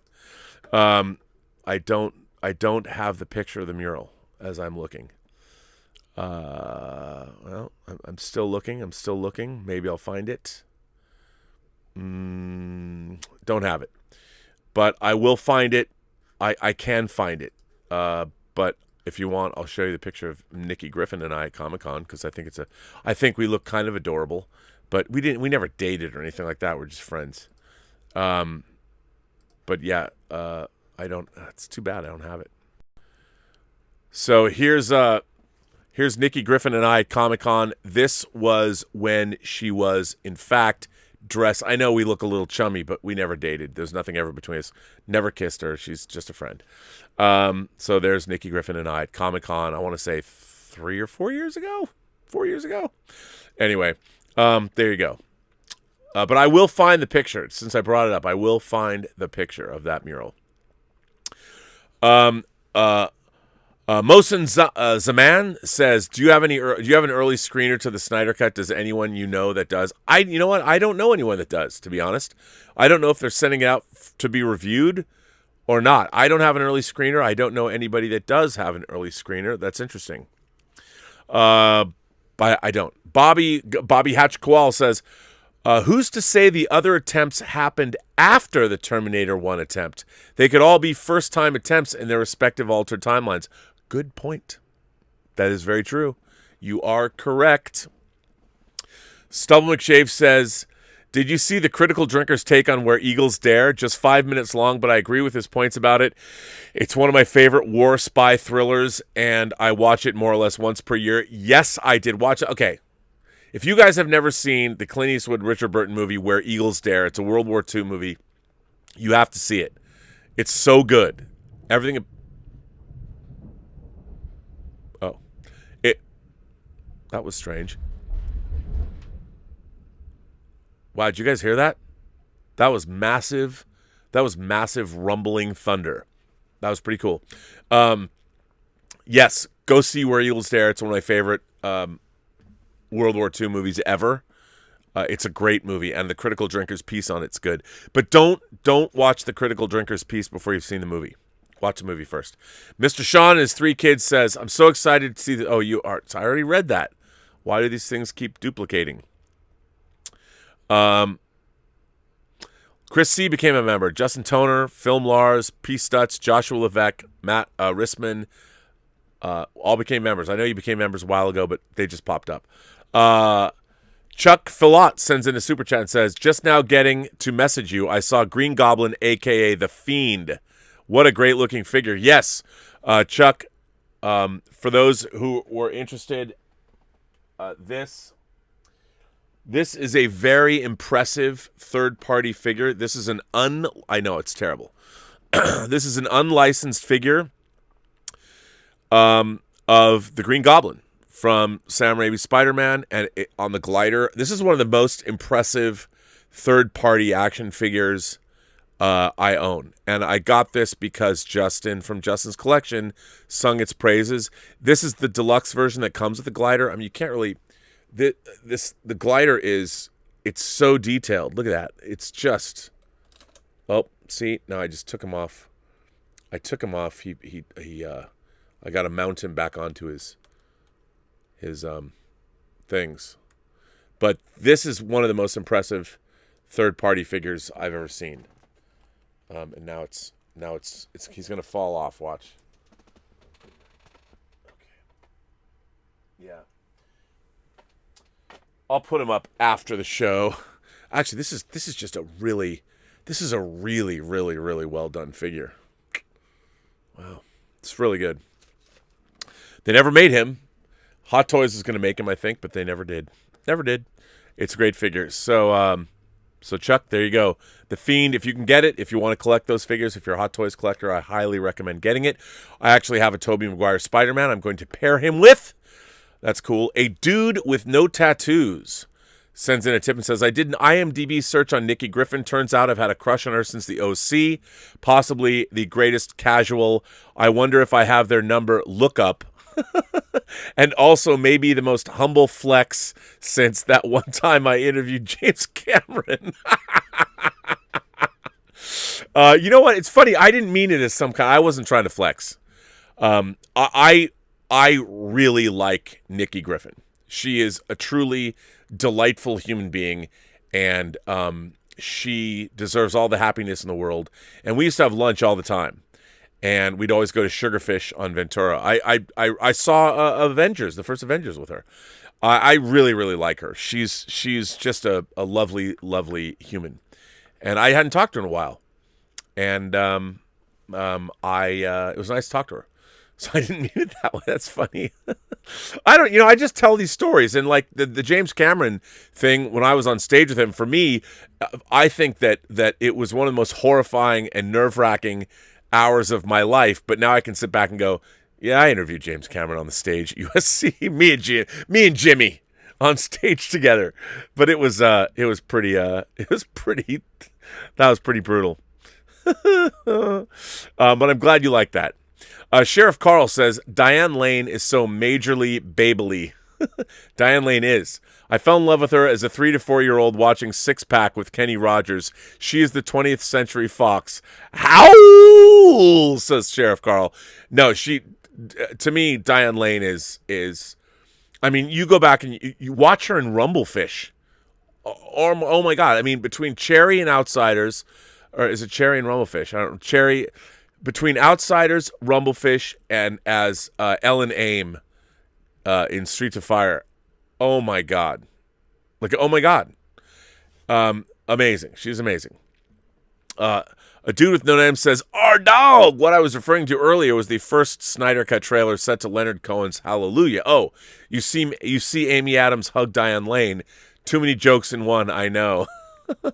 Yes, now I get it. Now I see where you were going with that. Yes. Preston Bell sends in a super chat and says, Rob, I was thinking about finally watching Sucker Punch this weekend. It's one of the few Zack Snyder movies I haven't seen. As a Snyder fan, would I like it? Campy has said it was the one Snyder movie he didn't like. What is your opinion of it? Thanks. Well, he wrote Sucker Punch. I would say this. It's certainly fun to watch. I didn't particularly care for it, but I certainly had fun watching it. And I would suggest, look, it is visually sumptuous, and it's like, I don't think it all holds together. But it's certainly fun to watch, and you should see it. You should see it. Jason S. says, I'd like to see a remake of They Live. When you put on the glasses, you should see things like trans women aren't biological men, capitalism is evil, violent rioting is a form of peaceful protesting, wear 3 masks, and cancel Robert M. Burnett. Hey, man, if they want to use my name in They Live, I think they should. I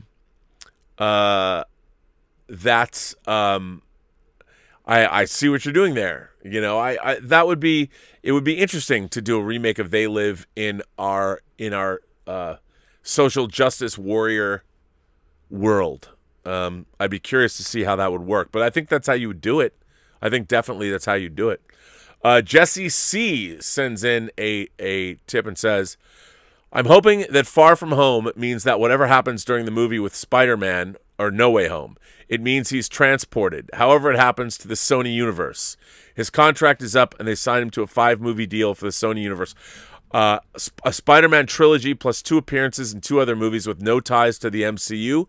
Plus, they can knock them out right away without having to release it in a timeline like the MCU, fighting Venom, Carnage, Kraven, Morbius, etc. Hey, man, Jesse, I like the way you think. I'm all for that. But I mean, I think they're going to keep doing both. I think they're going to look. Sony's going to want to make their own Spider-Man movies after all, anyway. And I can't believe. I mean, can you believe you've got Morbius and Carnage that are done? Venom, there will be Carnage, and when are we going to see them? It's so weird. And Spider-Man. So there's 3 Spider-Man movies if you include, or Spider-Man universe movies if you include Morbius and you include Venom and Carnage. I mean, it's crazy. 3. Martin Meyer says, if you could ever choose a franchise that you could be involved in and even make an imprint to push the narrative the way you want, which would it be? There's only one. Star Trek. It would be Star Trek. I would want to do that. I just would want to have the power to hire the writers I wanted to hire. Jesse C sends in this is part 3. Then when done, something big can happen again, and then Spider-Man finds his way home. What do you think, Rob? I love this show.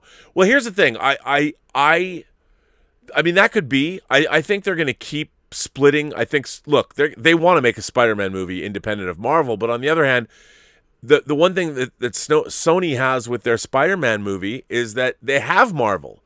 They've got that track record, you know, and they've got it. It's part of something else. It's the other Spider-Man movies got more and more expensive with diminishing returns. So I think they want to be with Marvel. But I like what you're saying there. But I think that what they need to do is make the Sony Spider-Verse adjacent to the Marvel Cinematic Universe.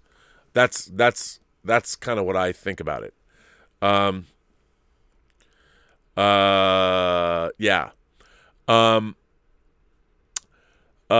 Chris Stefanogo's here. Hello, Chris.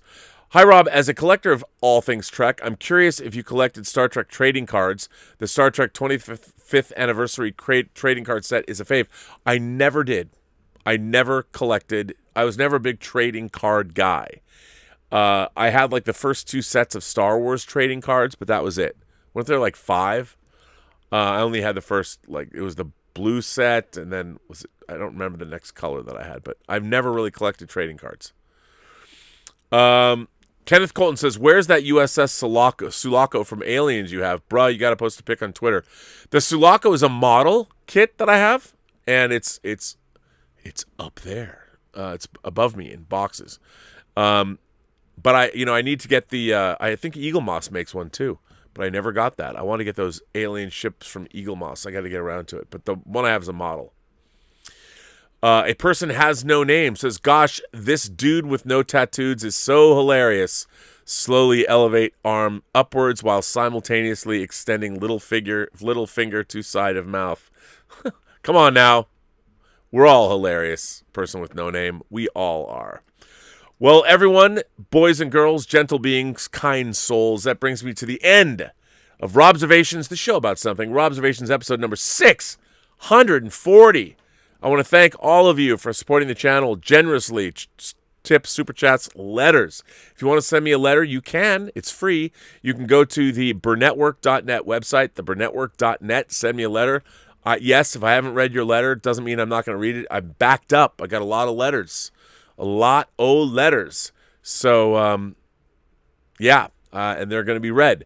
I will, of course, be back tomorrow. I want to thank everybody. Look, if you like these chats, hit subscribe, hit the like button, help those analytics. Let's boost this show, more people can see it. And can you believe, by next week at this time, we will already have seen the Snyder Cut. We'll be talking about it. Probably doing a spoiler show about the Snyder Cut, or definitely I'm not going to do a spoiler show, but next Friday, a week from today, we're going to talk about the Snyder Cut in all of its glory. Man, I got to tell you, I love this Fiend figure. This figure is really, really, really great with the pumpkin bombs. It's really well done. They did a really, really good job. Anyway, so yeah, how exciting is that? I want to thank my moderating staff, starting with Mike Bodden and the Richard. Wow, look who's here. Justin Toner's here. Brian Hepburn is here. I saw Louise is here. Darren Seeley is here. Joss Levesque is here. Greg Smith is here. Greg Smith, do you have any pictures of that mural that we painted? Brian Hepburn. Did I say Brian Hepburn? And Louise X Sparrow. I want to thank you all for being here and being great moderators. My moderators are great. So thank you, moderators, for being you. And what else? What else should I say? I don't know. Just today was a good show. I'm all fired up. Because it's, what's not to be fired up about? Snyder Cut 6 days away. I haven't looked forward to a movie, and then we got King Kong versus Godzilla. Godzilla versus Kong. I might be able to go to a movie theater.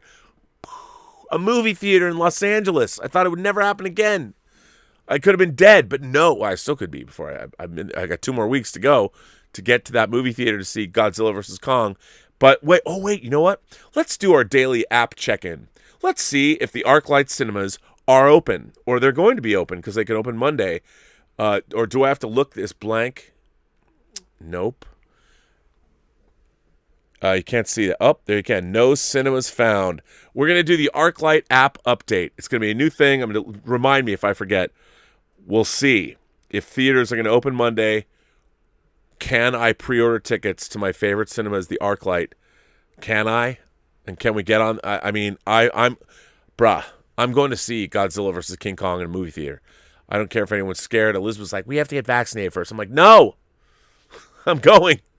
I'll wear a mask. I got hand sanitizer up the wazoo thanks to Throg. I got a whole bag of hand sanitizer. I'll take it. I'll slather myself in it. I'm not going to miss Godzilla versus Kong if I can see it in the theater. Bruh. Come on, man.